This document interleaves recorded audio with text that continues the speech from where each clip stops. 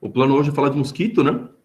E a gente vai falar um pouco do processamento sensorial. Vai falar um pouquinho do voo também, falar uns detalhes aí. Mas o foco vai ser mais do processamento sensorial daí.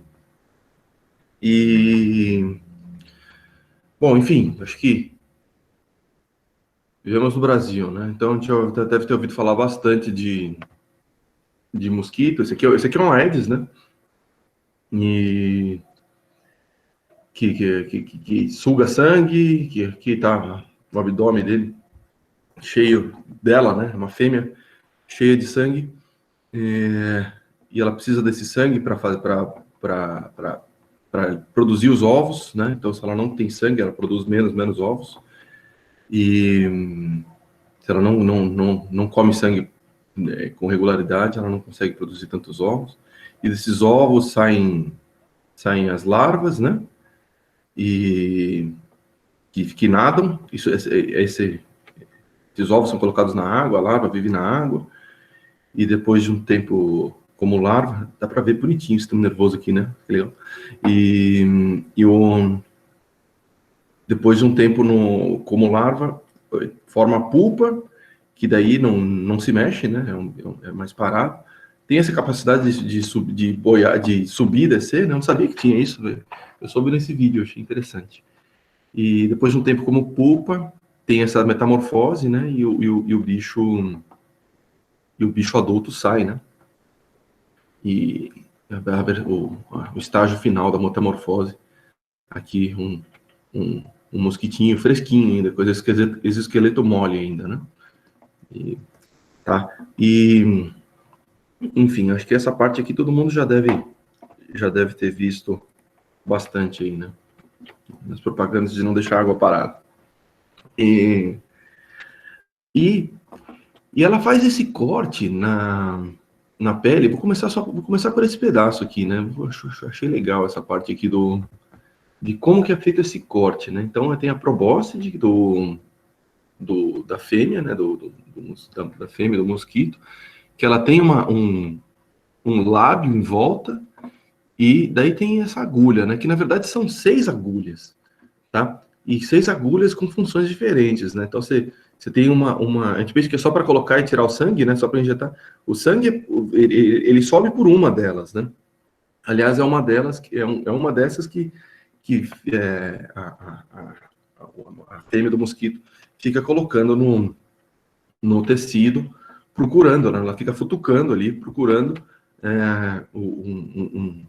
um vaso sanguíneo, né? E ela é cheia e essa agulha é cheia de neurônios aqui. Então, neurônios que tem maior atividade para quando tem sangue, né? E o legal do macho, que se alimenta mais de néctar, ele não tem esses receptores de gosto, né? Uma coisa que responde mais para sangue. Então, é diferente a distribuição dos neurônios gustativos, né? No macho e na fêmea. Que o macho não suga sangue, né? A fêmea suga, mas os dois se alimentam de planta também, né? De néctar e tal. Enfim, mas essa é uma das agulhas, né?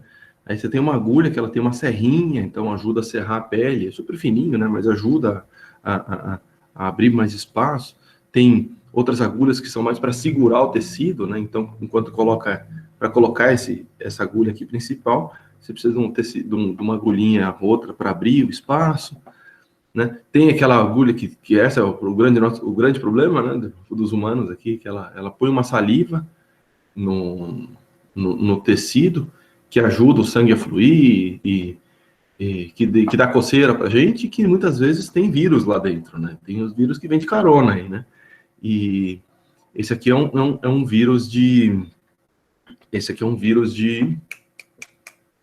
dengue, tá? E esses vírus é o que fazem o mosquito tão problemático pra gente, né? Então, o mosquito é o bicho que mais mata humanos, né? Mais do que os próprios humanos, né? E cobra, né? Que a gente vive morrendo de medo. Tem memórias filéticas aí. Então, o mosquito é esse bicho realmente perigoso pra gente, tá? e essencialmente por causa dos casos de malária, tá? A malária é a doença que mais mata o humano, né? Das doenças de mosquito, doenças trazidas por mosquito, a malária é que mata mais, e, enfim, mas tem outras aqui que às vezes não mata, mas cria problema gigante, né? Filariose cria uma incapacitação, né? Filariose, a elefantíase, né? Então, não mata, mas deixa super... cria problemas gigantes para a pessoa, tá? E são três gêneros de mosquito, né? Cada um associado com um conjunto de doenças aqui, ou uma doença ou mais. E o Culex, Aedes e Anopheles, né? Isso aí vocês já devem ter visto bastante no ensino médio e tal, e dá para reconhecer pelo padrão, né? Do bicho, o jeitão do bicho é diferente, o Aedes tem essas pontinhas, mas também tem em relação à posição de pouso, né? O Culex coloca todas as patas no chão, o Aedes põe as patinhas para cima, esse Anopheles também, da malária, também põe a patinha para cima, tá? E, enfim, são esses três gêneros, esses três grandes grupos de mosquitos, né? E que estão por toda a região que é quente, né? Do mundo aqui. Então, a Aedes precisa mais de água, né? Então, talvez seja um pouco menor a distribuição, mas é super expandido também, né? E o do Anopheles e do Culex, você vê que todos eles ocupam mais ou menos a mesma região, né? Então tem esses gêneros, mas existem dezenas, centenas de espécies, né? Então é um grupo bem espalhado pelo mundo inteiro. E a evolução dele também é interessante, né? Aqui eu coloquei a árvore dos insetos, né? Então aqui os insetos primitivos, que não faziam metamorfose, né? Aqui está que estão os gafanhotos, grilos, né? Que a gente tinha visto, que também não tem metamorfose. E aqui tem o grupo, né? Que tem metamorfose completa, né? Que do ovo sai uma larva, e da larva, a larva se desenvolve numa pupa, e da pupa sai o adulto, né? Então, os mosquitos estão nesse grupo aqui, né? Das moscas, os díptera, né? Os díptera. Díptera porque tem duas asas, né? Em vez de dois pares, né? Então, 4 asas, os dípteras têm só duas. E então, aqui estão as duas asinhas do mosquito. E aqui tem aquele halteres, né? Que é uma asinha vestigial, mas que tem umas funções também. A gente vai ver daqui a pouquinho. E aqui estão aqueles três gêneros os três gêneros de mosquito, certo?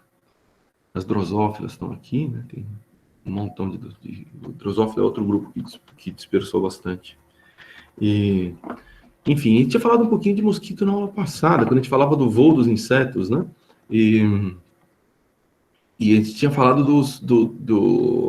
de grupos que usavam outra estratégia, né? Que faziam um batimento de asa com maior frequência e que não faziam um batimento via CPG, né? Então não era que cada contração de músculo estava associada à contração de um motoneurônio, né?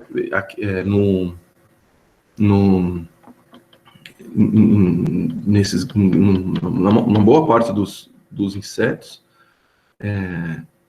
os músculos eles têm os sensores neles mesmos, né? Então é um batimento que o estiramento do próprio músculo faz ele contrair, né? Então, e um estiramento associado à elasticidade do exoesqueleto, né? Então, a abertura se dá pela elasticidade do exoesqueleto, então você já cria um movimento que não exige controle neural. E é claro que tem que ter, de vez em quando, um disparo ali para reiniciar a contração do músculo, então tem um disparo ocasional. Mas é até importante que não seja desse jeito, porque os batimentos são muito mais rápidos, né? E do mosquito, particularmente, é ridiculamente rápido, né? O 400, 600 Hz, né? Aquele né, que você está acostumado, aquele barulhinho é do batimento da asa dele, né? Então, são 400 a 600 batimentos desse tipo por segundo, né? Então, dá para ver quão rápido quão rápido é, especificamente nos mosquitos. Tá? Mas é rápido também numa mosca de fruta também, numa drosófila, também é super rápido. E na drosófila foi bem estudado, né? E é muito parecido o sistema do outro, né? Então esse aqui eu fiz um vídeo super legal, Michael Dickinson, que e você vê que é bem, você vê quão similar é com o que a gente viu nos gafanhotos, né? Então, os músculos para fazer o levantamento e abaixamento da asa, né?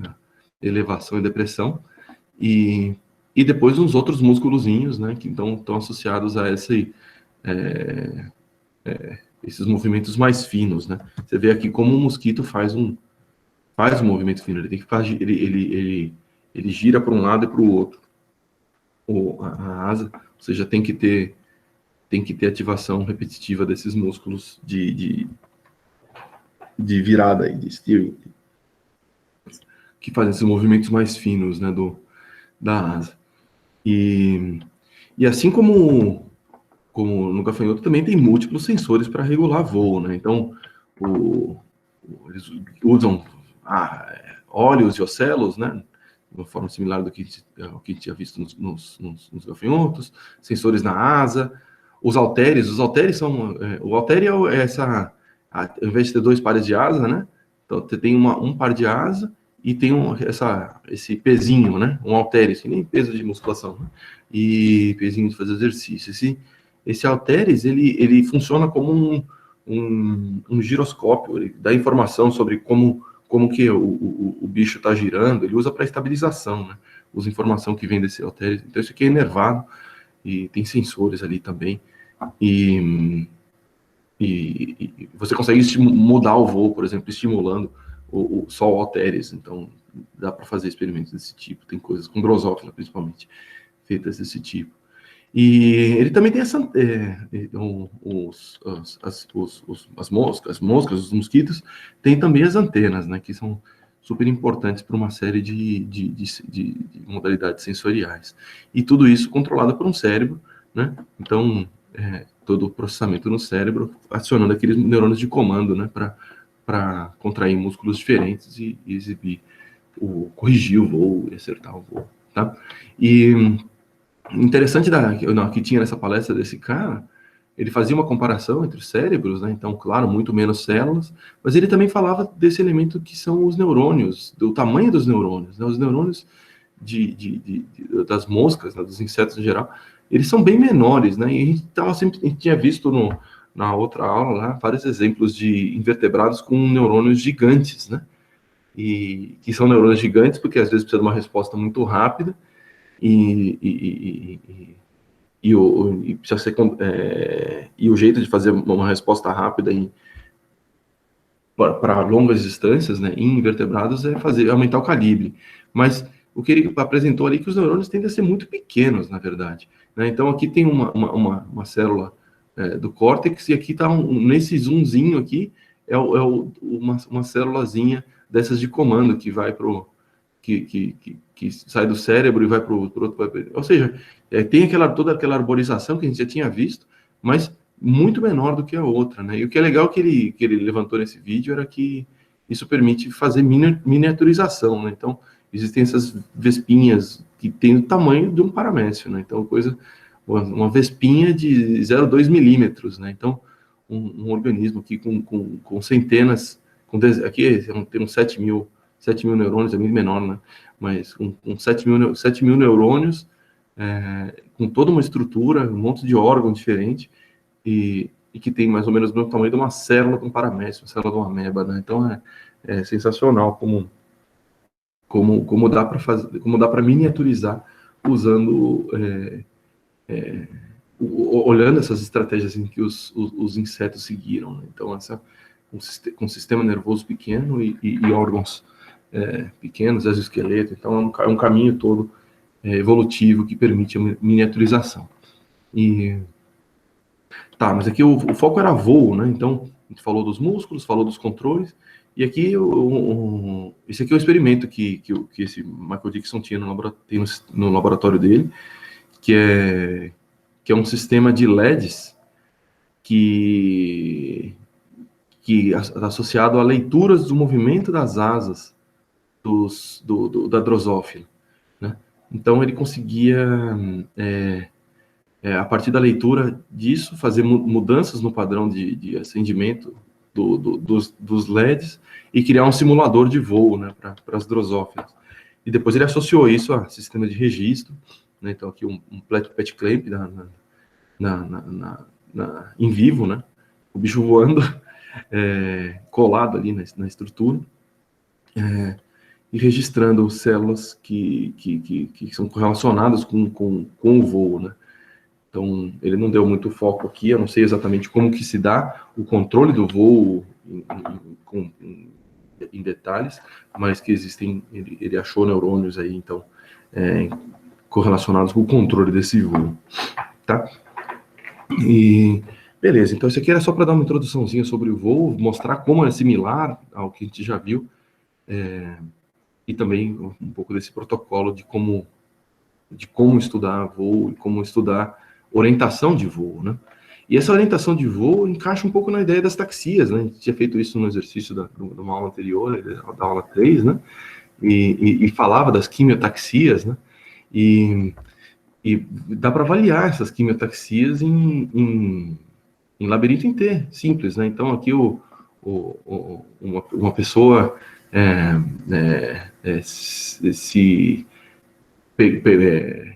a ideia dessa demonstração aqui foi avaliar se eles seguiam o cheiro dessa pessoa, né, em relação a um braço que não tinha nada. Então, o cara só passou a mão no corpo e colocou a mão ali, né?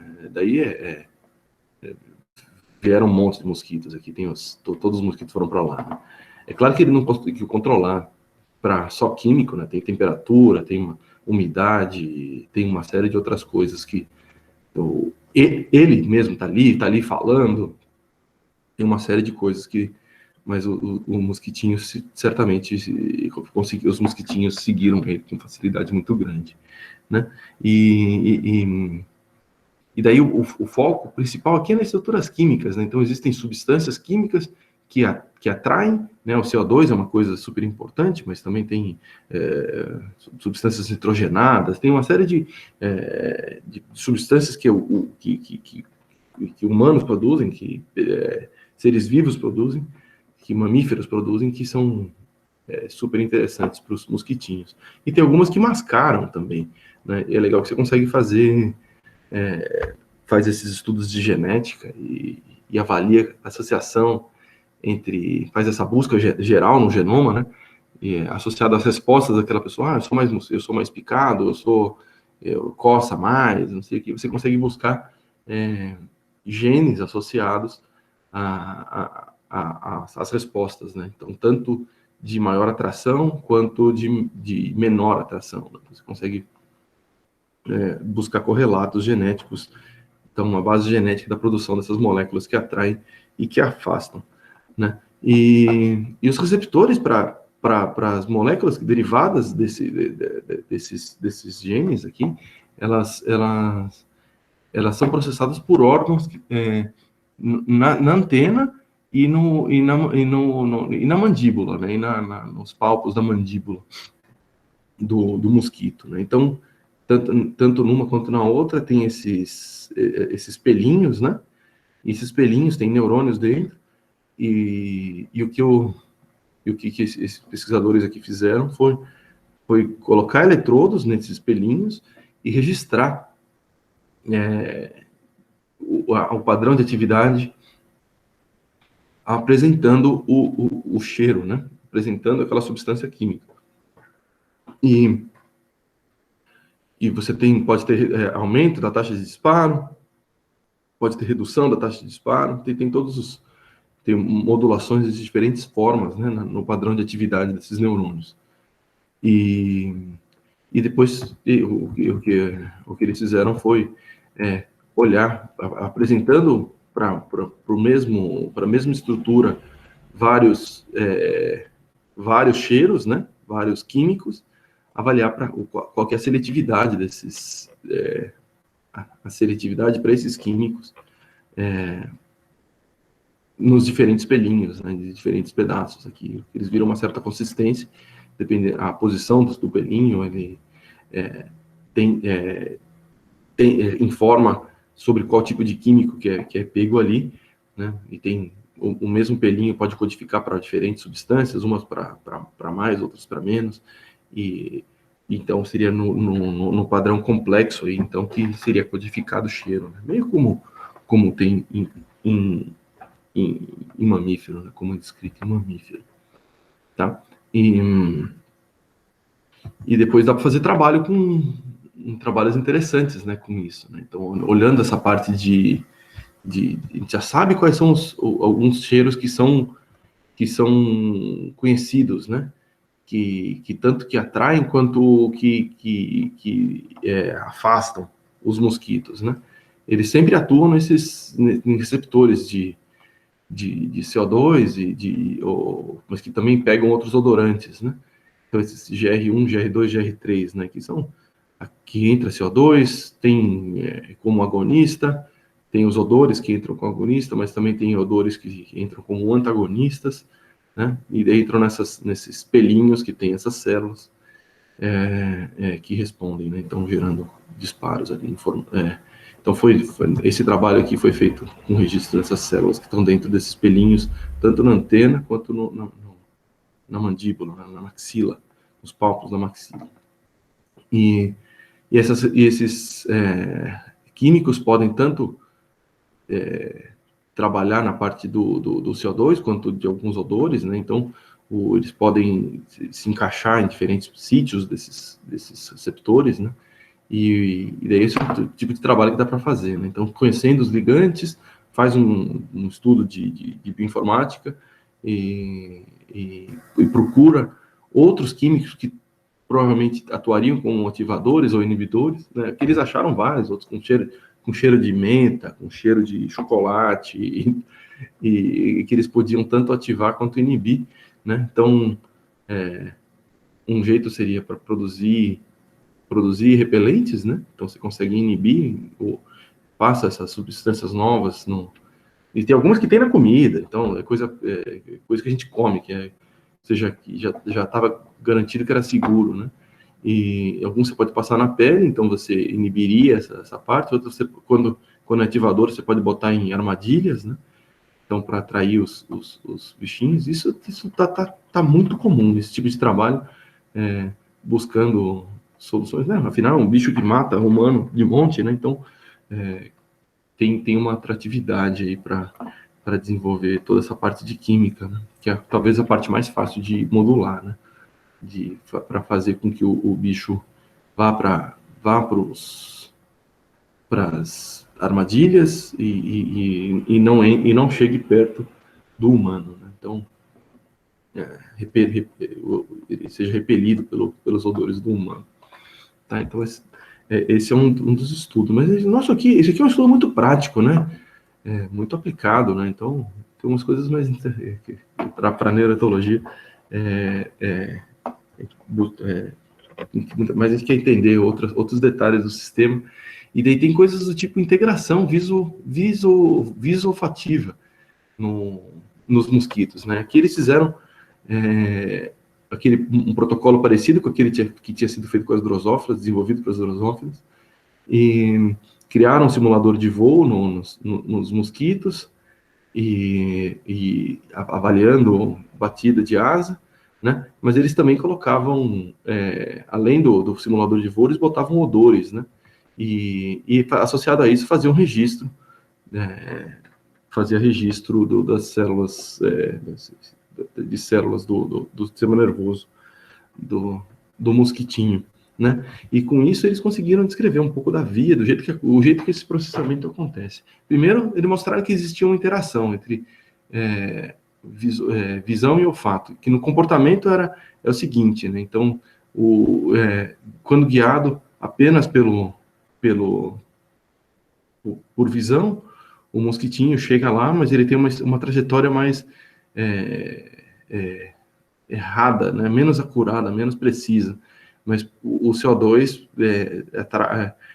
faz ele ter uma resposta muito mais direta. Parece que tem uma modulação uma interação entre os dois ali. Quando você olha a parte neural, você de fato enxerga coisas desse tipo, né? Então, que é a informação visual que chega pelos ocelos, né, e passa por essas camadas aqui de processamento visual, chegando no lobo óptico, né, que é essa parte mais central,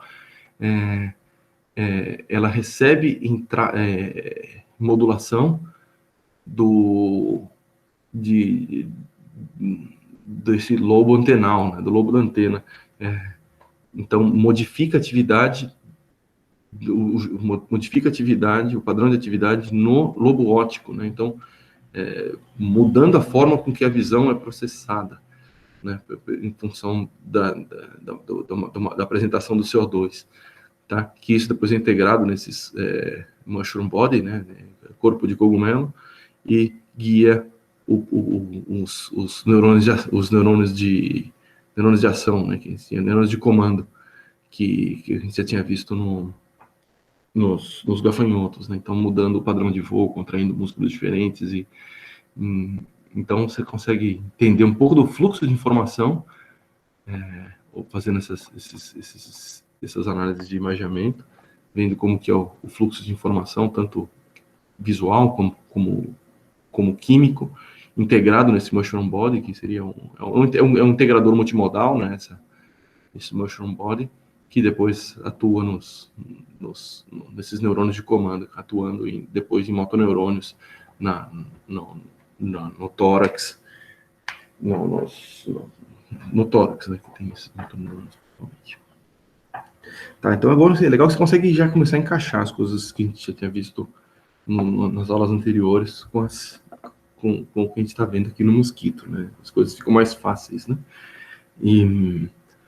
Certo. E esse bicho, então, tem processamento visual, tem processamento químico, tem aprendizagem, ele consegue criar um protocolinho ali em que os cheiros eram pareados, era um sistema de condicionamento clássico, né? Então, pareava a agitação com cheiro. E depois os cheiros eram apresentados e era vista a preferência por aqueles cheiros, pelos cheiros, ou seja, o cheiro que a princípio não tinha uma associação com preferência ou não, quando ele estava associado a maior agitação, ou seja, seria algo como um hospedeiro mais defensivo, que quer ficar matando o mosquitinho, eles tendiam a atacar menos, né? Então, isso era mediado por dopamina, ou seja, é um dronezinho que não é guiado só por um esquema dado geneticamente, ele também consegue aprender. Tá? Então, mosquitinhos são interessantes, né? E tem processamento visual, processamento químico super elaborado ali, tem também capacidade de aprendizagem, com neurotransmissores já descritos, então já tem algumas informações sobre como se dá a aprendizagem nos mosquitinhos. Tá? E a gente falou aqui do CO2, né? Então, químico, falou de visão, mas tem outros aspectos, por exemplo, temperatura, né? Então, quando o bichinho está pertinho, quando o mosquito está pertinho já do hospedeiro, é possível perceber também temperatura, né?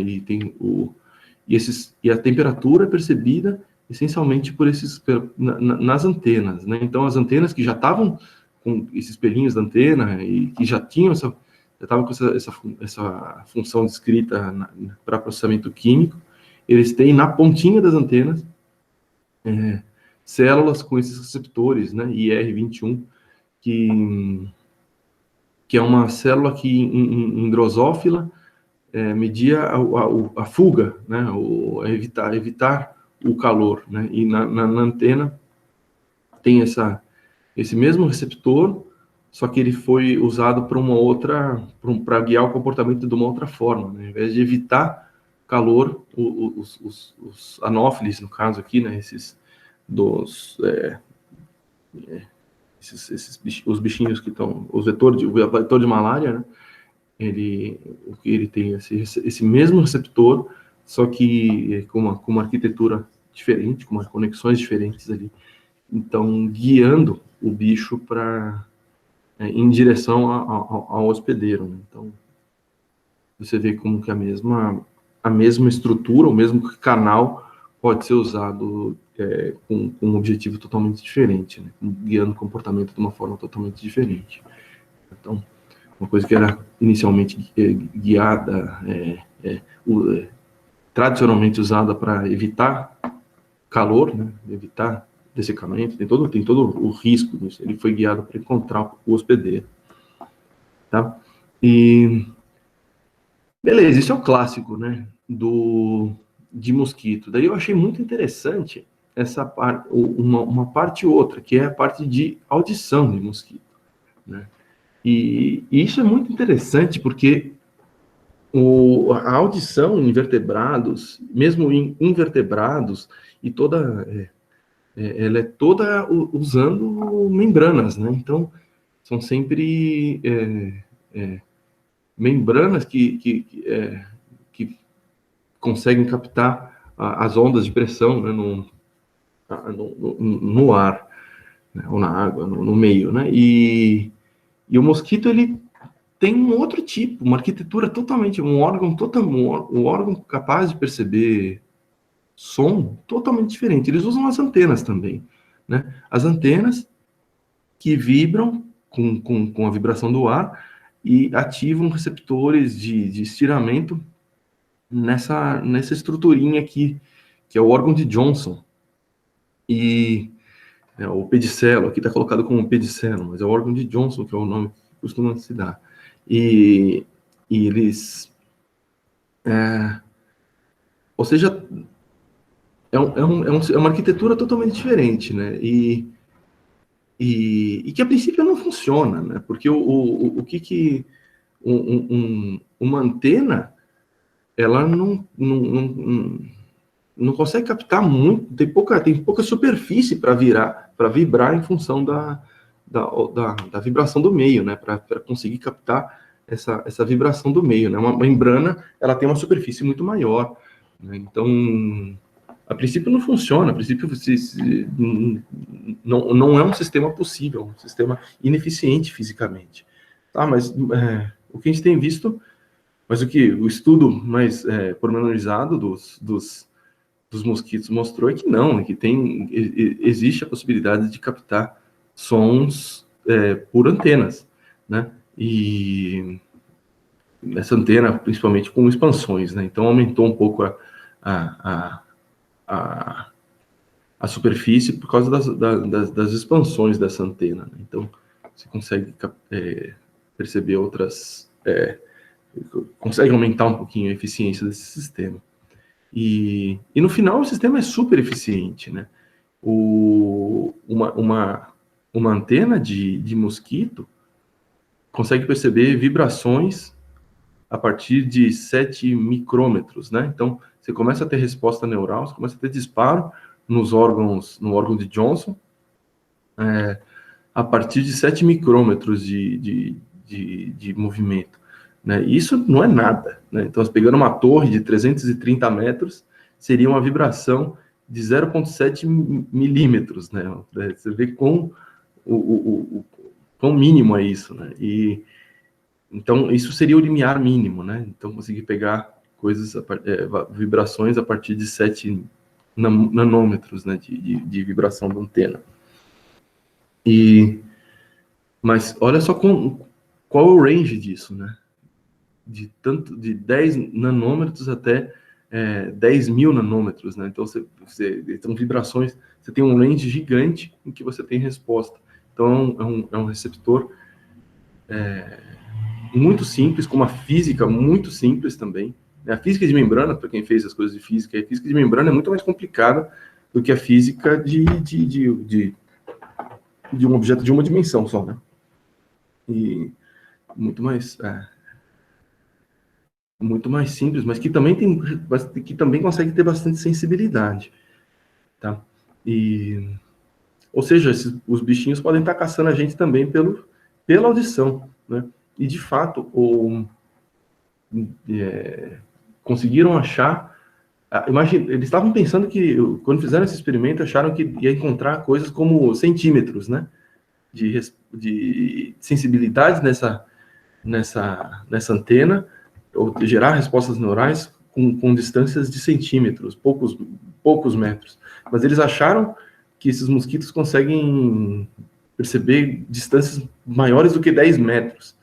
Né? Então, sons de fala, por exemplo, num volume normal, de uns 70, uns 50, 60, 70 dB, conseguem ser percebidos por essas antenas a mais de 10 metros. Ou seja, os mosquitos também estão usando essa informação. Né? Então, tá mais ou menos no mesmo range do CO2, né? Então, os bichinhos conseguem captar isso também. Então, uma outra fonte para conseguir orientar, fazer as taxias em direção aos hospedeiros, né? Mas tem uma coisa interessante, que é a variação morfológica, né? Entre macho e fêmea. Então, aqui está um macho, aqui está uma fêmea, né? O macho ele é menorzinho, a fêmea é maior. Mas olha só como é que é essa antena, né? A antena do macho é a antena da fêmea, né? E a antena do macho tem muito mais pelinhos, né? Ela é muito mais cheia do que a da fêmea, né? E isso gera uma outra, isso além isso gera limiares, mas os limiares dos machos são mais baixos do que os limiares da fêmea. Então isso aqui é mais eficiente para perceber sons mais baixinhos. Mas essa arquitetura também muda a seletividade de frequências, né? Então, o da fêmea, ele é mais seletivo ao redor de 200 Hz, enquanto o do macho é mais seletivo ao redor dos 400 Hz, né?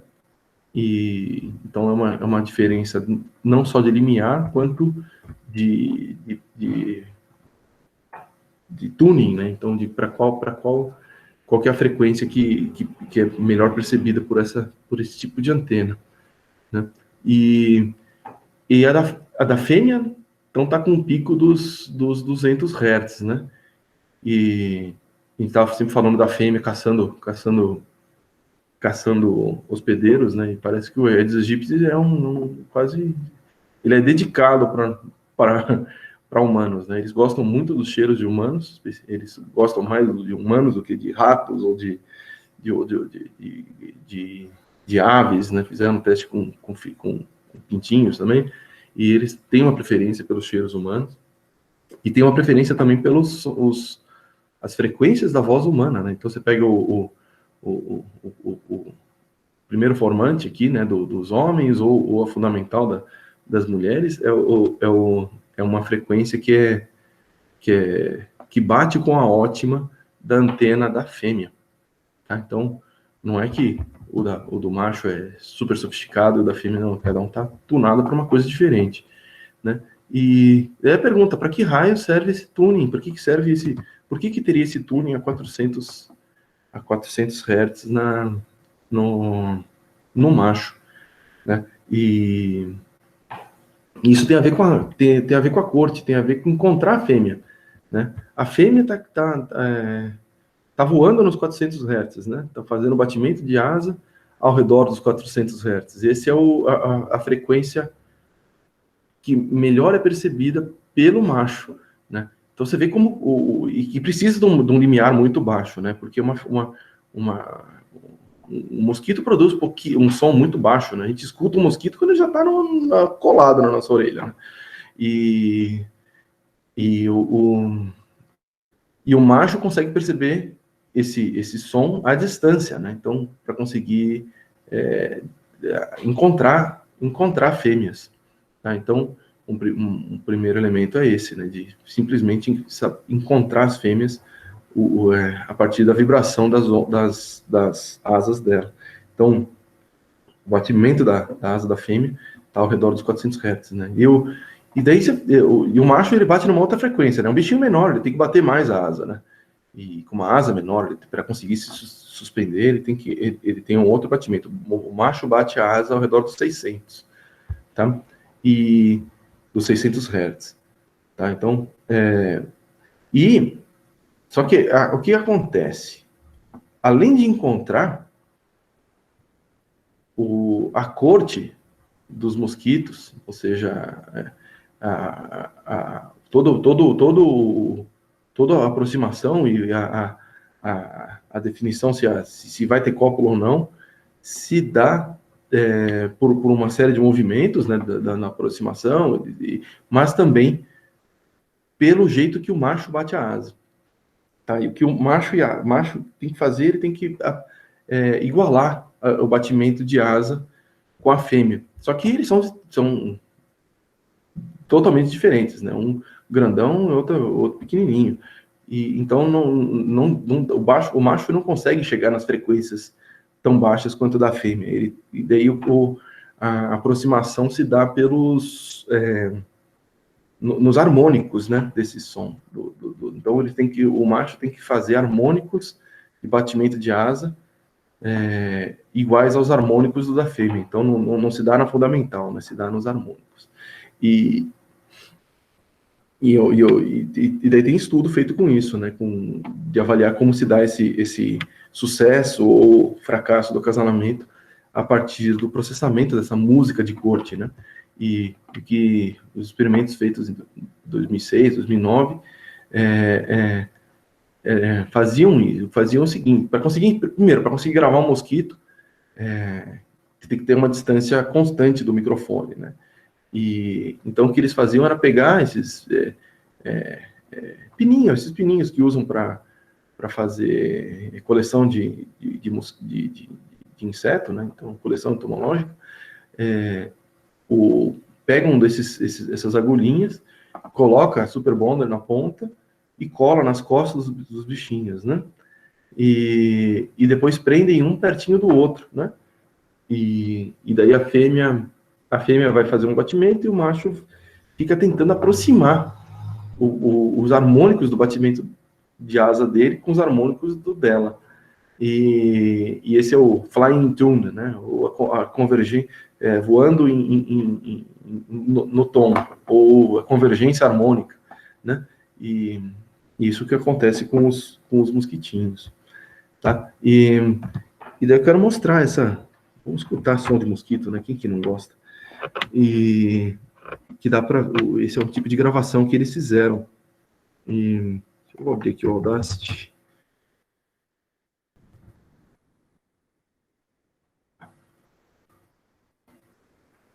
Corte de mosquito, né? Então, sonzinho gostoso, né? Vamos lá.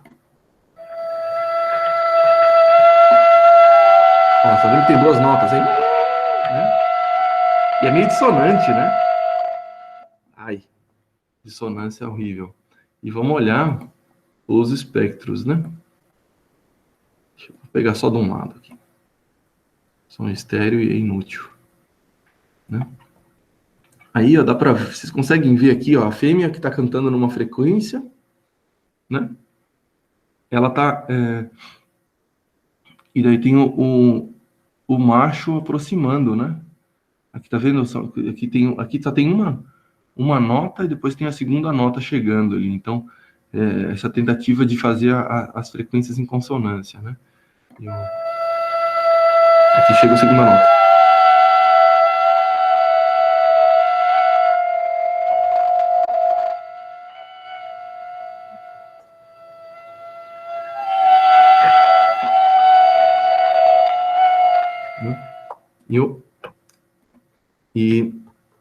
Deixa eu botar a fone de novo.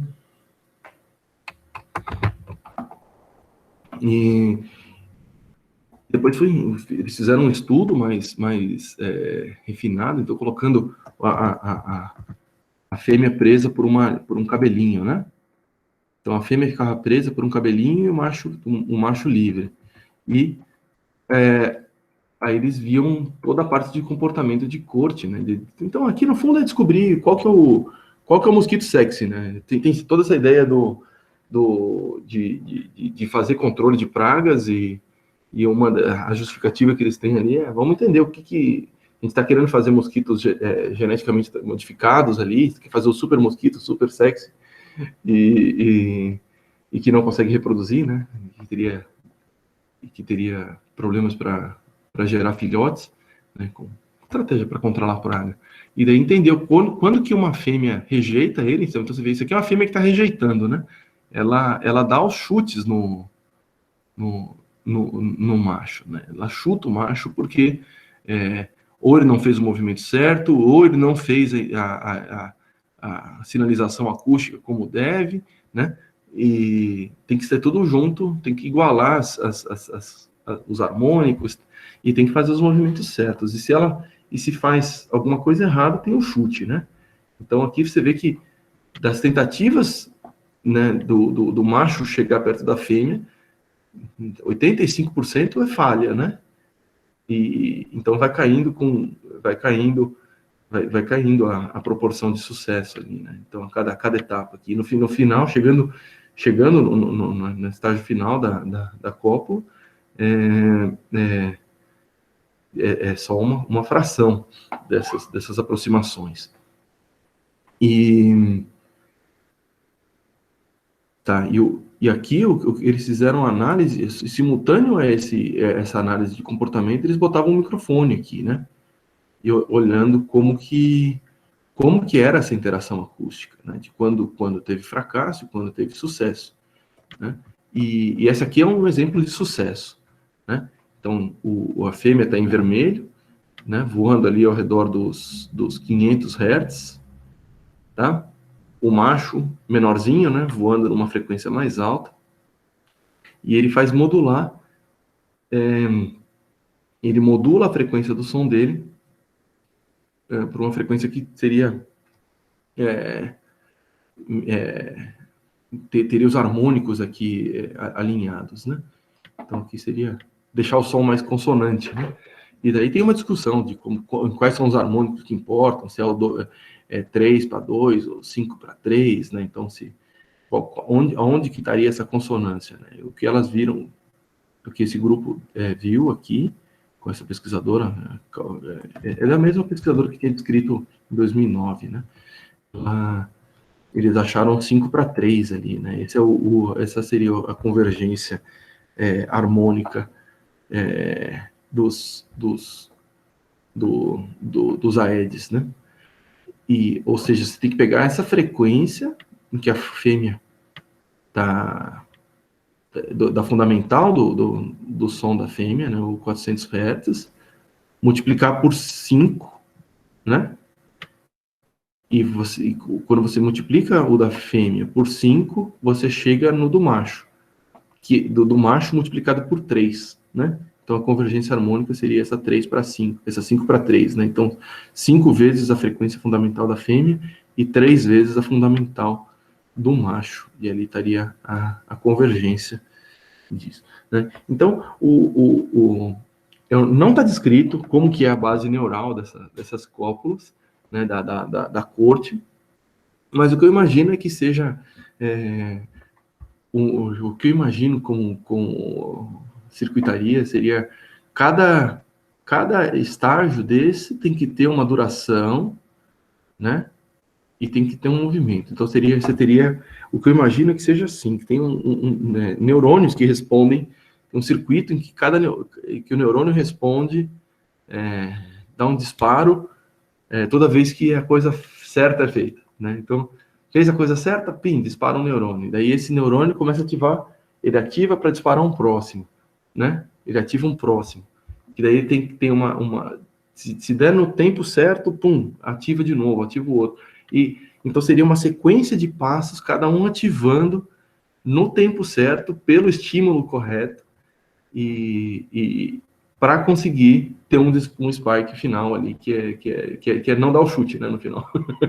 Então, se der o chute, você tem o circuito para dar chute que tá ali esperando chegar no spike, né, na hora que ou precisando ser inibido, né, e quando vai passando por cada passo desse, vai tendo um processamento diferente, até que não acontece o chute, e a cópula acontece, né? Então, eu imagino que seja uma coisa como essa para o circuito do Aedes, né? Mas isso não está resolvido, né? Mas é uma pesquisa, você vê que as pesquisas são todas muito mais novas, né, do que a gente estava pegando coisa, exemplo de livro, né? Coisa que era trabalhada nos 60, 70, 80, 90, né? Isso aqui já, eles acharam qual que era o estímulo relevante 15 anos atrás, 14 anos atrás, e depois isso foi validado por outros grupos, e começaram a fazer estudo de comportamento no ano passado, né? E associado à avaliação acústica. Então, você vê como isso é uma pesquisa recente, né? Então, isso é uma coisa que... Mas eu acho que daria para encontrar a base neural disso. Isso é uma coisa que eu achei bem interessante. Certamente esse grupo está fazendo isso já, né? Esse grupo que já tem experiência com... Eu achei interessante porque é um tipo de bicho que é um problema no Brasil, tem a ver com as coisas que eu trabalho, com audição, então eu fiquei muito... É um estudo barato, né? O problema é que é vetores de doença, né? Então você tem que ter um laboratório preparado com isso, tem que ter os níveis de segurança, nível 2, sei lá, qualquer... porque você não pode criar vetores de doença e ter risco de que esses vetores fujam, né, do seu laboratório e tal. Mas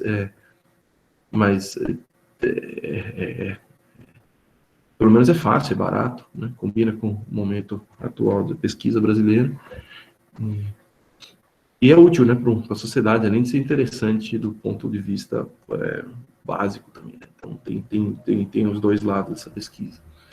E achei super bacana. E isso é uma coisa que parece que vale tanto para o Aedes, a gente já estava falando, né, do macho, que tem essa antena maior, mas parece que os outros gêneros de mosquito também estão no mesmo jogo, né? Então o Anopheles também tem essa antena diferente entre o macho e fêmea, o Culex, né, também tem essa diferença entre a antena do macho e fêmea.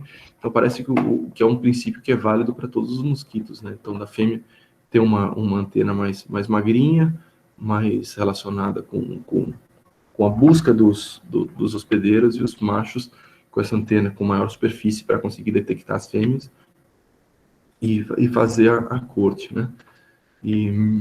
Então aqui está mostrando esses vários sistemas sensoriais usados na busca de hospedeiro, né?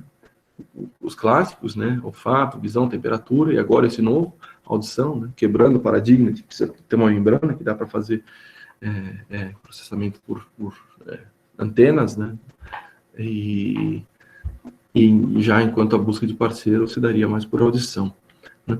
Eu falei que seria difícil fazer esse tipo de trabalho aqui, né? Porque não tem o laboratório nível 2 para isso, mas eu estava conversando com essa outra professora, uma professora lá do ICB, da USP, né? Ela que trabalha com frentes de ataque a mosquito e faz estudo de biologia básica com mosquito, trabalha com genética, e eles têm um laboratório gigante lá com a criação do mosquito. É tudo muito simples, né? Tudo uma caixa com tela e cheio de mosquito dentro. E de tempos em tempos ela é a doadora de sangue, né? Para os mosquitos. Ela não deixa ela não usa os alunos para alimentar. Ela fala, poxa, eu não quero ficar correndo atrás de comitê de ética para isso. Então ela põe a mão lá e de tempos em tempos só para os mosquitinhos se alimentarem. Então seria uma pesquisa que daria para fazer em colaboração com essa professora lá na USP. Tem também lá um grupo colado ali no Adolfo Lutz, acho que tem um grupo de mosquito também. Enfim, é um bicho bastante estudado e existem vários grupos por aí. Tá? E tem toda essa parte, então, de pesquisa básica, pesquisa aplicada e até para tecnologia, né? Então, uma das apostas é que esses microfones teria uma nova geração de microfones com outras propriedades ali. Então, os microfones de hoje também são todos baseados em membrana, né? E então tem essa aposta de que os microfones baseados em antena teriam outras propriedades, ali teriam coisas interessantes também. Tá? Então, esse estudo aqui foi mostrar como que está uma pesquisa nova, né, de, de neurotologia. Então, usando técnicas mais modernas, usando esses fóton da vida, usando equipamentos eletrônicos mais modernos, usando genética, fazendo uma pesquisa mais de neurotologia mais aplicada também a tanto a tecnologia quanto a saúde pública, né? E estou mostrando que a neurotologia se encaixa tudo isso aí. Beleza? E é isso. Terminou cedinho, mas esse era o plano de hoje, né? De dar uma coisa diferente. Beleza? Dúvidas? Ninguém achou nada interessante? Não tem nada para perguntar? Como assim? Tá cedo. Tá bom. E aí, só fechando, né? Então, fazer o resumo reflexivo, como habitual, e daí montar uma atividade, um grupo aqui seria propor um estudo super simples, um estudo bem simples com mosquito. Né? Em que contexto, o que seria hipótese, como seria testado, qual é o resultado esperado, né? Então, de pensar um pouquinho o que daria para fazer nessa pesquisa moderna com mosquitos. Legal? Quem sabe se bobear a gente faz, né? E conversa lá com a professora lá do ICB e faz. Aí. Beleza? É isso. Vou parar a gravação aqui. Se alguém quiser perguntar alguma coisa, sem gravar.